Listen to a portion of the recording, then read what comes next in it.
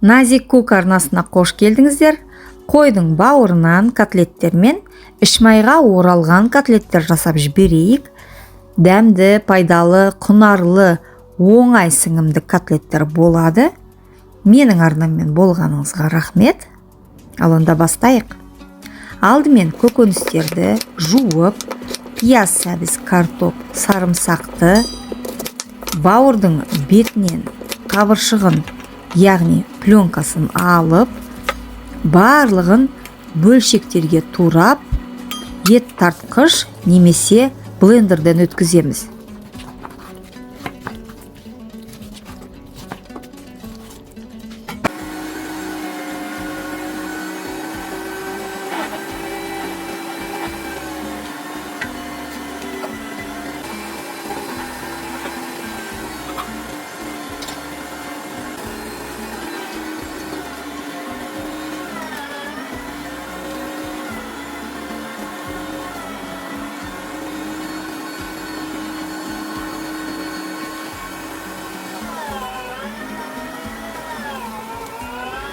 Барлығын өткізіп алғаннан кейін жұмыртқаны жарып, қара бұрышын бұрыштап, тұзын тұздап, араластырып, қайнаған сүтін шым-шым ас содасымен араластырып, құйып, ұнын сеуіп, дұрыстап араластырамыз.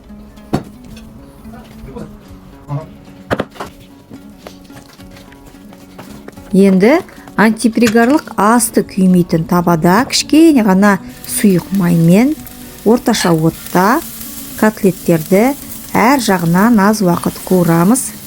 Кішкене қақпағын жауып бұқтыра қуырсаңыздар да болады. Отты орташа оттан сәл азайтып қоңырлайғанша екі жағынан қуырып алдым. Келесі енді ішмайға 4-5-еуін орап қуырайын деп көрдім. Ішмайды таңдағанда жұқасын таңдаңыз. 4 бұрыштап жұқа ішмайды кесіп алып, бауыр салмадан құйып, жан жағын еппен жауып, екі бетін асықпай қуырып алдым. Ішмайды қуырғанда май құймайсыздар, өзінің майында піседі. Сосын ыстықтай жеуге кеңес беремін. Суыған кезде дәмді болмай қалуы мүмкін.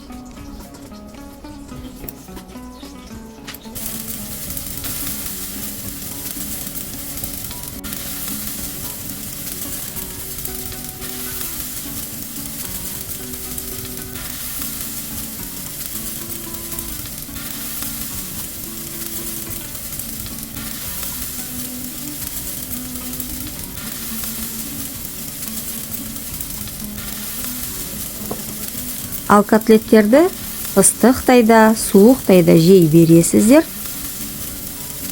Мінекей енді бауырдан жасалған котлеттермен ішмайға оралған котлеттер дайын болды. Сүйсініп жейтін котлет, сондай сөлі бойында тұрған, дәмі тіліңді үйретін, нәрлі, тіске жұмсақ болып шығады.